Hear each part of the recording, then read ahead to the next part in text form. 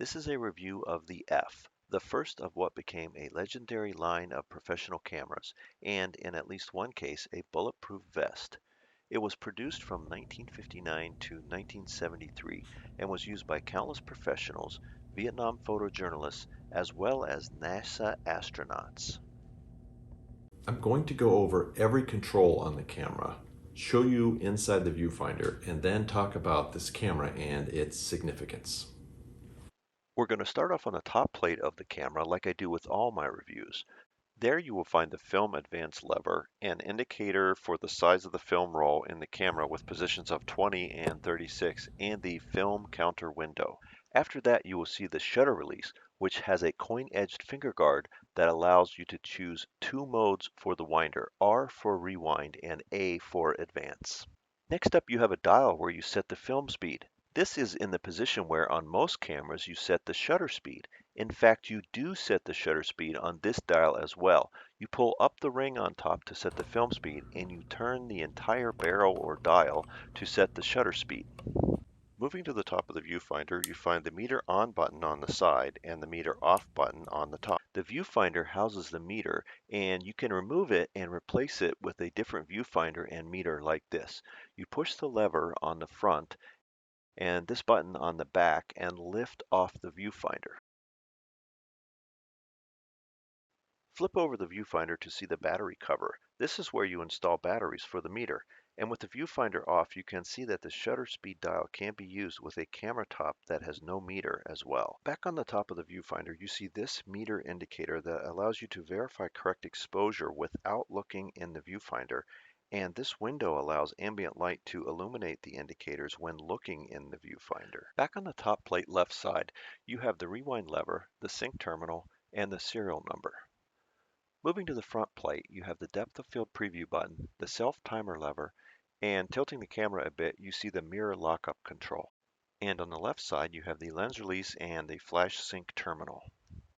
Not much to see on the back plate, just the second viewfinder release control already mentioned in the video.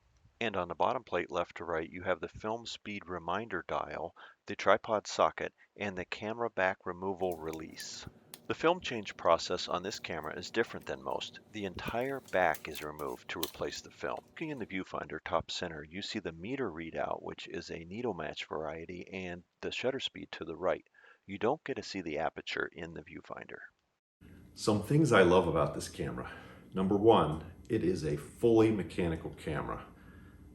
This particular model has the viewfinder with a meter in it, and the meter does have battery in it, but all of the shutter speeds in the camera work if the batteries are gone.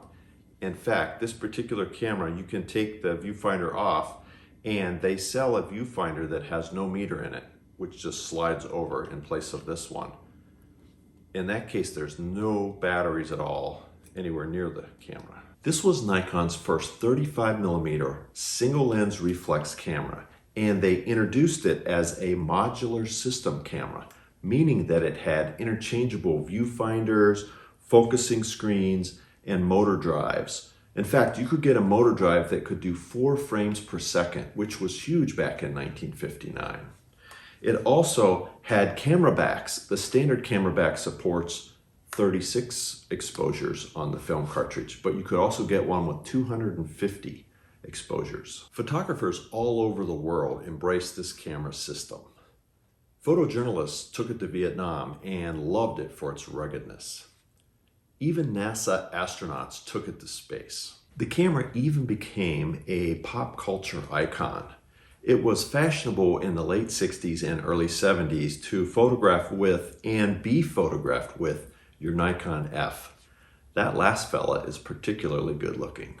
When the camera came out in 1959, it listed for $189, and that's a little over $1,900 in today's end of 2022 prices. You can find examples of the camera on eBay or Craigslist for between $100 and about $600. And those are great prices for such an incredible camera. This is my favorite camera to go out with and shoot with. I get more comments from people when I shoot with this camera than any of my other cameras, and I think it's because it's such an iconic machine. I like this Nikon right here. Thanks for watching my video. If you liked it, hit the like button and think about subscribing. It really does help the YouTube algorithm find my videos. Thanks again. Bye. I think I'm chopping myself off. Yeah, tip it up a little bit. There we go. Is that better? Photographers all over the world embrace this camera system. Journalists, nope. This was Nikon's very first single lens reflex. Nope.